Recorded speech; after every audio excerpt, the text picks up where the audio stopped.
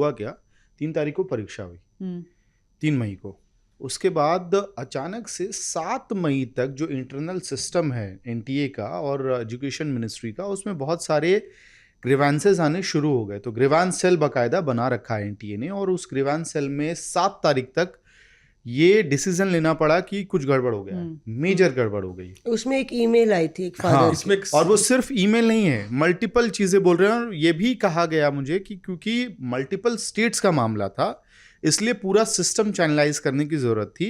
12 तारीख तक जब एजेंसीज को एक्टिवेट कर दिया गया, मल्टी स्टेट इसको वाइड करके देखा गया, तो 12 तारीख को डिसाइड किया गया कि इस एग्जाम को कैंसिल करने की जरूरत है और प्रॉपर सीबीआई इन्वेस्टिगेशन इसमें लॉन्च किया जाए। तो 3 को परीक्षा, 7 तारीख तक ग्रीवांस सेल में कई सारे इनपुट्स आना, और 12 तारीख को परीक्षा को कैंसिल करके री एग्जामिनेशन के मोड में जाना। और आज की तारीख जब हम बात कर रहे हैं, रिकॉर्ड हो रहा है शो, उस दिन 21 जून की तारीख तय कर दी गई है री एग्जामिनेशन के लिए। और मंत्री जिम्मेदारी भी मान रहे हैं, सरकार जिम्मेदारी भी मान रही है, लेकिन एनटीए को अभी भी बैक कर रहे हैं। कह रहे हैं कि एबल लीडरशिप के अंडर एनटीए है। तुमने तो जिसको पकड़ा था अभिषेक सिंह, वो तो तुम्हारे सवाल पे जवाब दिए बिना चले गए। ये तो गाड़ी का एकदम दरवाजा ही बंद किया एकदम टॉर टप्पे से कि मैं चला बाय।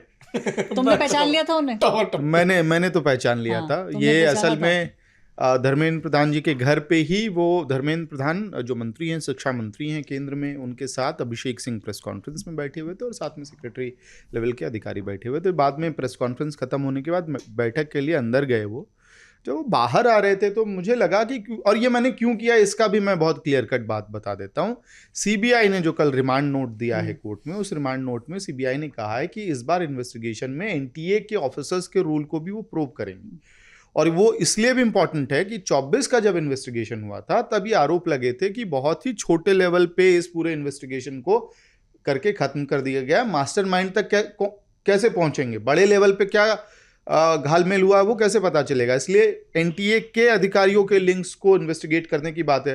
तो इस सवाल को एनटीए चीफ से तो पूछा जाएगा ना। अब लोग नाराज हों या ना हों ये अलग बात है, हमारा काम सवाल पूछने का है, हम पूछेंगे। हमने पूछा, उनको लगा जवाब देना ठीक नहीं, उन्होंने दरवाजा बंद कर दिया। ये भी हो सकता है कि जब आपके बॉस जवाब दे चुके हैं तो आप कई बार असहज महसूस करते हैं वैसी स्थिति में जवाब। लेकिन इन सब के बीच में एक चीज रह गई जो अनमोल ने हमको बता रहे थे। अनमोल, क्या वो एनएसओए वर्कर्स जो थे वो पुलिस देखकर भाग गए और वापस आए? वो वाली कहानी नहीं, वापस आए। उनका क्या हुआ, क्या था पूरा? हुआ ये कि एनटीए के दफ्तर के बाहर एनएसओए का धरना प्रदर्शन चल रहा था।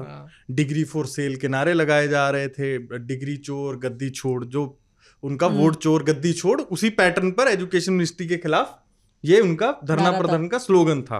तो वहां 15 से 20 एनएसवाई के कार्यकर्ता होंगे और वो एकदम जहां एनएसआईसी बिजनेस पार्क एकदम ऑफिस के बाहर पहुंच गए। हालांकि जो लास्ट प्रोटेस्ट हमने एनटीए के बाहर कवर किए हैं वो एनटीए के जो बिजनेस पार्क का मेन गेट है उसके बाहर होता है। बैरिकेडिंग लगा दी जाती है। बाहर जो छात्र संगठन है, चाहे लेफ्ट हो राइट हो, चाहे कांग्रेस का छात्र संगठन हो, वो आते हैं, धरना प्रदर्शन करते हैं, हाय हाय करते हैं, डिटेन होते हैं, चले जाते हैं।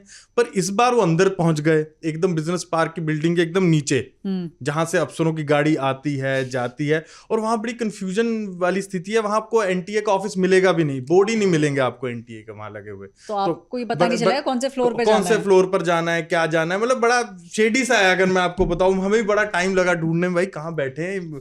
तो जब हमने हाय हाय के नारे सुने, हम वहां पहुंचे, तो हमने अपना वॉक थ्रू लाइव किया वहां से। तो जब इतने में पुलिस आ गई, उनको उठाने आ गई।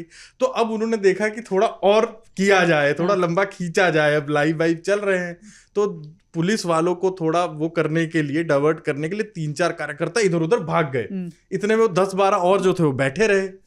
जब तक उनको काबू किया गया, उनको बिठाया गया, फिर औरों को भी उठाकर लेके जाया गया। तो वहां ऐसा दृश्य पहली बार देखा कि थोड़ा टाइम बढ़ाने के लिए। और फिर बाद में हमें फोन करके हमने पूछा भी कहाँ ले गए भाई, क्या हुआ, क्या ठीक हो, कैसे हो। तो उन्होंने बताया कि सर इस बार बहुत बढ़िया रहा, पानी वानी दिया, अच्छे से बात की, एकदम प्यार से। लास्ट टाइम जैसे डरा धमकाया जाता है वो किया जाता है, तो वैसा इस बार सीन नहीं था उनका कहना। एक बात मैं और ऐड करूंगा, जो ये जो नीट पेपर लीक का घोटाला है, ये एक सीकर के टीचर थे, वो विसल ब्लोअर बताया जा रहा है। वो रात के 1:30 बजे जाते हैं सीकर के एक थाने में। हालांकि वहाँ एसएचओ मौजूद नहीं थे। उनको बोला था कि आप रिटर्न में कंप्लेंट कीजिए। पुलिस का कहना है कि रिटर्न में कंप्लेंट उन्होंने दर्ज नहीं कराई, तो तब पहले पता नहीं लग सका।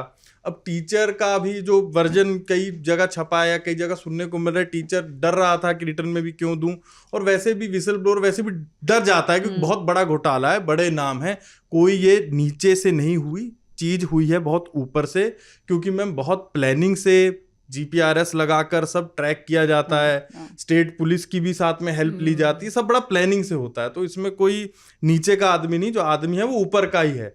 तो अगर तब पता लग जाता तो शायद स्थिति कुछ और होती, अभी जांच की, पर लेट हो गए। Reporters off.